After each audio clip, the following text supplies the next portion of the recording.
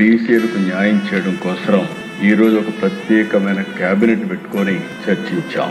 ఇందులో అధ్యక్ష 3 ప్రధానమైన విషయాల్ని ఈరోజు నిర్ణయం చేశాం. చాలా ఉన్నాయి కానీ 3 ప్రధానంగా నిర్ణయాలు చేశాం. బీసీలకు గ్రామీణ స్థానిక సంస్థల్లో 34% రిజర్వేషన్లు చట్టంలో ఏముందో అది కల్పిస్తాం. అది మొదటి నిర్ణయం. పట్టణ స్థానిక సంస్థల్లో 33.33% రిజర్వేషన్ కల్పిస్తాం.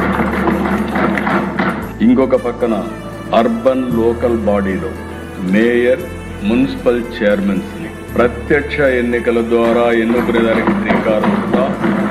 ప్రత్యక్ష ఎన్నికల ద్వారా ఎన్నుకుంటారు.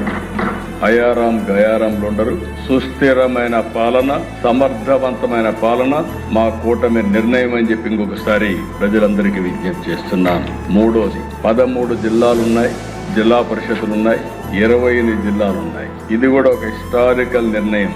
రాబోయే ఎన్నికల్లో ఆంధ్రప్రదేశ్ లో 28 జిల్లా ప్రజా పరిషత్తులు వస్తున్నాయి. ఈ 3 నిర్ణయాలు ఇంకా చిన్న చిన్న నిర్ణయాలు ఒకప్పుడు పదవుల కోసం రాజ్యాంగాన్ని మిస్యూజ్ చేశారు.